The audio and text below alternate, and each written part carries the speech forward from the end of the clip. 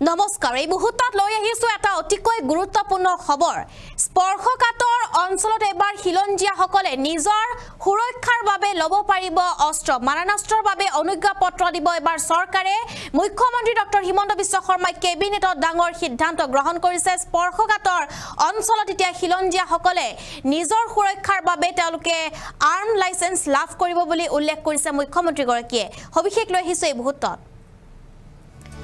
আৰু সংখ্যালঘু অধ্যক্ষিত খিলঞ্জীয়া লোকক দিয়া হ'ব মাৰণাস্ত্ৰৰ অনুজ্ঞাপত্ৰ কেবিনেটৰ বৈঠকত চৰকাৰৰ এয়া বৃহৎ এটা সিদ্ধান্ত গ্ৰহণ কৰা দেখিবলৈ পোৱা গৈছে স্পৰ্শকাতৰ অঞ্চলৰ খিলঞ্জীয়া জনসাধাৰণক দিয়া হ'ব আৰ্মছ লাইসেন্স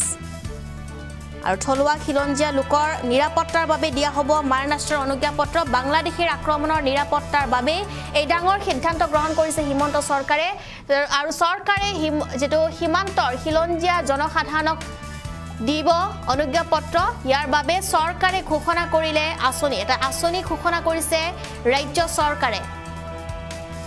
অসমতে সংখ্যালঘুত পৰিণত হোৱাৰ খিলঞ্জীয়া লোক এতিয়া ভুগিব লগা হৈছে যাৰ বাবে মুখ্যমন্ত্ৰী গৰাকীৰ এটা ডাঙৰ সিদ্ধান্ত কেবিনেটৰ সিদ্ধান্তৰ পিছতে মুখ্যমন্ত্ৰীৰ ডাঙৰ ঘোষণা সংখ্যালঘু অধ্যক্ষিত খিলঞ্জীয়া লোকক দিয়া হ'ব মাৰণাস্ত্ৰৰ অনুজ্ঞাপত্ৰ থলুৱা খিলঞ্জীয়া লোকৰ নিৰাপত্তাৰ বাবে দিয়া হ'ব মাৰণাস্ত্ৰৰ অনুজ্ঞাপত্ৰ মুখ্যমন্ত্ৰীৰ এয়া ডাঙৰ ঘোষণা কোন কোন জিলাৰ খিলঞ্জীয়া লোকে পাব এই অনুজ্ঞাপত্ৰ আমি ইতিমধ্যে আপোনালোকক জনাইছো যে খিলঞ্জীয়া লোকসকলে এতিয়া লাভ কৰিব মাৰণাস্ত্ৰ আৰু কোন কোন লোকসকলে লাভ কৰিব মাৰণাস্ত্ৰ ইতিমধ্যে মুখ্যমন্ত্ৰী গৰাকীয়ে সেই সন্দৰ্ভত জনাইছে মাৰণাস্ত্ৰ লাভ কৰিব এতিয়া খিলঞ্জীয়া লোকসকলে সংখ্যালঘু অধ্যক্ষিত অঞ্চলত এতিয়া খিলঞ্জীয়া লোকসকলে লাভ কৰিব মাৰণাস্ত্ৰ মুখ্যমন্ত্ৰী গৰাকীয়ে ডাঙৰ ঘোষণা কৰিছে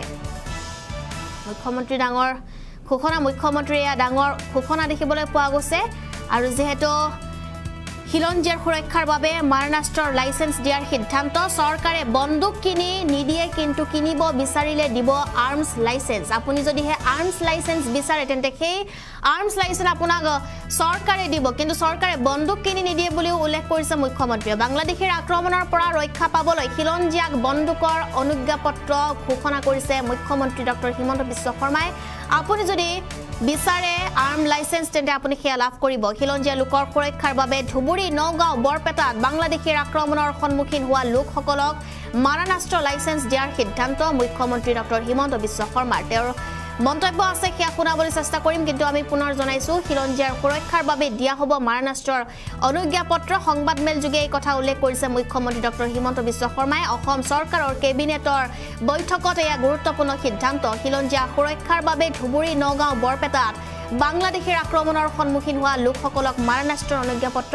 দিয়া হ'ব বুলি সিদ্ধান্ত লৈছে মুখ্যমন্ত্ৰীয়ে সংবাদমেলত এই সিদ্ধান্ত সদৰি কৰে মুখ্যমন্ত্ৰী হিমন্ত বিশ্ব শৰ্মাই মুখ্যমন্ত্ৰীয়ে কয় যে চৰকাৰে বন্দুক কিনি নিদিয়ে কিন্তু নিজৰ সুৰক্ষাৰ বাবে কোনোবাই বন্দুক কিনিব বিচাৰিলে চৰকাৰে তেওঁলোকক মাৰণাস্ত্ৰ অনুজ্ঞাপত্ৰ দিব আৰু মুখ্যমন্ত্ৰীৰ লগতে কয় যে আগতে কোনো চৰকাৰে এই সাহস কৰা নাছিল জাতি মাটি ভেটিৰ কথা কোৱা চৰকাৰে অসমীয়াৰ সুৰক্ষাৰ বাবে কাম কৰিব আৰু মুখ্যমন্ত্ৰীয়ে কয় যে ঢিং ৰূপহী মংগলদৈৰ দৰে অঞ্চলৰ খিলঞ্জীয়া ৰাইজে আবেদন কৰিব পাৰিব লগতে সংবেদনশীল আৰু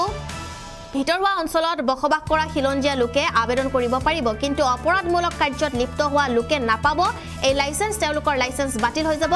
আজিৰ সীমান্তত চলি থকা পৰিস্থিতিৰ বাবে আমি এই সিদ্ধান্ত লবলৈ বাধ্য হৈছো খিলঞ্জীয়া ৰাইজে বহু আগৰেই পৰা বন্দুকৰ অনুজ্ঞাপত্ৰ বিচাৰি আছিল সংবাদমেলত কৈছে এই কথা মুখ্যমন্ত্ৰীয়ে জিলা আয়ুক্তসকলে বন্দুকৰ অনুজ্ঞাপত্ৰৰ ক্ষেত্ৰত এছঅপি জাৰি কৰিব আৰু এয়া আজিৰে পৰা কাৰ্যকৰী হ'ব বুলি উল্লেখ কৰিছে মুখ্যমন্ত্ৰীৰ মন্তব্য এই মুহূৰ্তত আগবঢ়াবলৈ চেষ্টা কৰি Special schemes for grant of armed licenses to original inhabitants and indigenous Indian citizens in vulnerable and remote areas of Assam. আমাৰ বহুত সময়ত আমি দেখা পাওঁ যে নিৰাপত্তাৰ প্ৰশ্নত তেখেতসকল ভোগ কৰি থাকে আৰু বিশেষকৈ এতিয়া যেহেতু বাংলাদেশী নাগৰিক আদি বিতৰণৰ বহুত কাম আমাৰ চলি আছে গতিকে এই অঞ্চলবিলাকত আমাৰ যিখিনি থলুৱা খিলঞ্জীয়া লোক আছে তেওঁলোক যথেষ্ট নিৰাপত্তাৰ এটা সংকট ভুগি থাকে আৰু কিছুমান গাঁৱত অকণমান তেওঁলোকৰ পপুলেশ্যন আছে কোবাত ধৰক মই এটা নিজে জানো যে বাগবৰ জনিয়াৰ ভিতৰত এখন গাঁৱত কৰবাত 500 ঘৰ মানুহে বাকি আছে আৰু কোনো নাই গতিকে এতিয়া সেই মানুহখিনিৰ কোনোবাই যদি চৰকাৰে বন্দুকটো কিনি নিদিয়ে কিন্তু কোনোবাই যদি লাইসেন্স বিচাৰে আমি তেওঁলোকক উদাৰভাৱে লাইসেন্স দিম যাতে তেওঁলোকে নিজৰ ৰক্ষণাবেক্ষণ কৰিব পাৰে এটো এটা সেই অঞ্চলৰ মানুহৰ বহুদিনীয়া এটা অনুৰোধ আৰু দাবী আছিল ইয়াৰ ফলত ঢিং ৰূপহী লাহৰিঘাট এই অঞ্চলবিলাকৰ পকেটত যিবিলাক আমাৰ অসমীয়া মানুহ এতিয়াও আছে তেওঁলোকে সদায় ভয়ত জাগাখিনিৰ পৰা ওলাই আহিব লাগে মাটিবাৰী বিক্ৰী কৰি ওলাই আহিব লাগে এতিয়া আমি তেওঁলোকক কৈছো যে চৰকাৰে আপোনালোকে লাইসেন্স খুজক আমি আৰ্মছ লাইসেন্স আপোনালোকক দি দিম আপোনালোকে তাত অন্তত এটা সাহসেৰে হৈতে থাকিব পাৰিব চৰকাৰেটো সাহস দিয়ে আছে এটা অতিৰিক্তভাৱেও আপোনালোকে এটা সাহস পাব এই এটা সিদ্ধান্ত আজি কেবিনেটে খুব এটা ইম্পৰ্টেন্ট মাইলস্টোন বহু দিনৰ পৰা এই দাবীবিলাক অসম আন্দোলনৰ সময়ৰ পৰা এই দাবীবিলাক আছিল কিন্তু কোনো চৰকাৰে সাহস কৰা নাছিল যে আমি দিব পাৰিম নোৱাৰিম এই দাবীবোৰ আজি নহয় অসম আন্দোলনৰ দিনাখনৰ পৰা এই দাবীবোৰ আছিল আৰু তেতিয়াই যদি আমাৰ থলুৱা মানুহখিনিক আৰ্ম লাইসেন্স আমি দিলুহেতেন হয়তো বহুত মানুহ নিজৰ ঘৰ মাটি বিক্ৰী কৰি নাহিলেহেতেন আজি কেবিনেটে যেটো আমাৰ যেটো জাতি মাটি ভেটিৰ যেটো কল্পনা তাক আমি আগুৱাই লৈ গৈ আজি আমি সিদ্ধান্ত লৈছো যে যতে অসমীয়া মানুহ সংখ্যালঘিষ্ঠ থলুৱা মানুহ জনজাতীয় লোক যতে সংখ্যালঘিষ্ঠ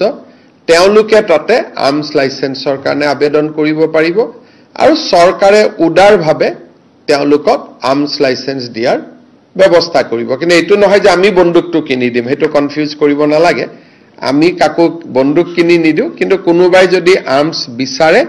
তেতিয়ালে আমি তেওঁলোকক আৰ্মছ আমি দিয়াৰ ব্যৱস্থা কৰিম